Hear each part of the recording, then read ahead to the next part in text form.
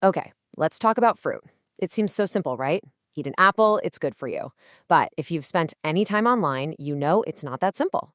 You've probably seen a ton of crazy, conflicting advice about when you should eat it.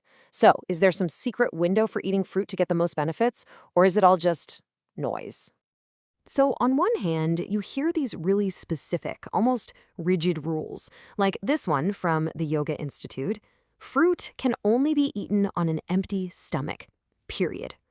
It sounds so official, doesn't it? Like some ancient health secret. But then you see the complete opposite from a source like Healthline, which basically just says, hey, relax, eat fruit whenever you feel like it. And, well, this is exactly where all the confusion kicks in. Who are you supposed to believe? So, what is the real story here? Does the timing of when you eat fruit actually matter? Or are we just massively overthinking one of these simplest, healthiest habits we have? Let's break down the myths and figure it out. All right, first up, let's tackle the biggest myth of them all. This is the one that causes the most fear: the idea that mixing fruit with other foods is just a recipe for a total digestive disaster. The story they tell is pretty dramatic. If you eat fruit after a big meal, it gets trapped behind all that slower digesting food. And then it supposedly just sits there, fermenting and rotting, causing all kinds of stomach problems. It's a really graphic image, and honestly, a lot of people believe it. But the actual science paints a totally different picture. Yeah, the fiber in fruit does slow down how fast your stomach empties, but that's actually a good thing. Your stomach is full of acid for a reason. It's designed to kill bacteria. It is not a compost bin. Food simply does not rot in there. And this quote just hits the nail on the head. As dietitian Yap Wei Ming Lewis explains, that little slowdown in digestion is a feature, not a bug. It helps you feel fuller for longer, which can actually help you manage how many calories you eat overall. So what people call a digestion disaster is actually a digestive benefit. Okay, so myth number one is officially busted. Now for the next big one: the fear of late night fruit. This one really taps into our general anxiety about eating anything before bed, especially carbs. The logic seems to make sense at first glance. Your metabolism basically just grinds to a halt when you sleep. So any calories you eat right before bed, especially sugar from fruit, are going to get stored immediately as fat. But again, science tells a different story. Your metabolism slows down, sure, but it absolutely does not stop. It's still working. The real reason for weight gain isn't a handful of berries at 10 p.m. It's consistently eating more calories than you burn day after day. That's the key thing this myth just completely ignores. And get this, not only is eating fruit at night not harmful, it might actually be helpful. Some fruits, like kiwis, have serotonin, and research shows that the stuff in produce, like fiber and complex carbs, can help your body make melatonin, the sleep hormone. So that midnight mistake might actually be a pretty smart move for a good night's sleep.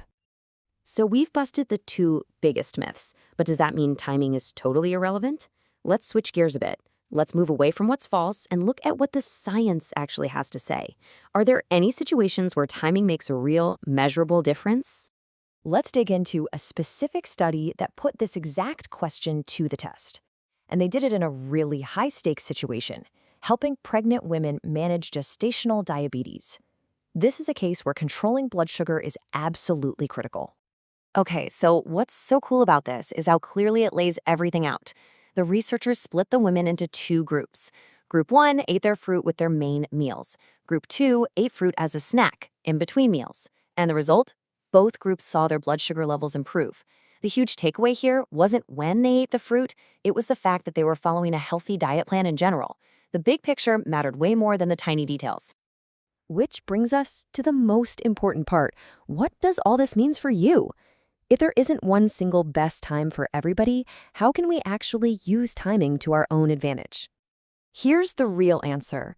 Instead of following some universal one-size-fits-all rule, you can use fruit timing as a tool to help you reach your own specific health and wellness goals. It's about being strategic, not about being rigid. So let's break down what that strategy looks like. Okay, say your goal is weight loss. Try having an apple before your meal. The fiber will help you feel fuller, and you'll probably just eat less overall. If you're managing blood sugar, pairing berries with something like Greek yogurt is a fantastic move. The protein and fat will slow down how fast that sugar hits your system. If you're an active person, fruit is amazing fuel before a workout, and it's perfect for replenishing your energy after. And like we just talked about, for better sleep, a kiwi in the evening might be just what you need. So, after all this talk about timing and strategy and science, what's the single most important rule? It's really simple. Just eat the fruit. All the other details are just small optimizations compared to that main goal. For most adults, the recommendation is to get about 1.5 to 2 cups of fruit every day.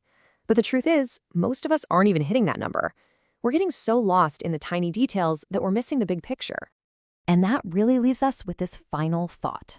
In our search for the perfect time, the perfect combination, the perfect health hack, have we forgotten the simple, fundamental truth? The best time to eat fruit is pretty much any time you can, because the real goal is just to eat more of it in the first place.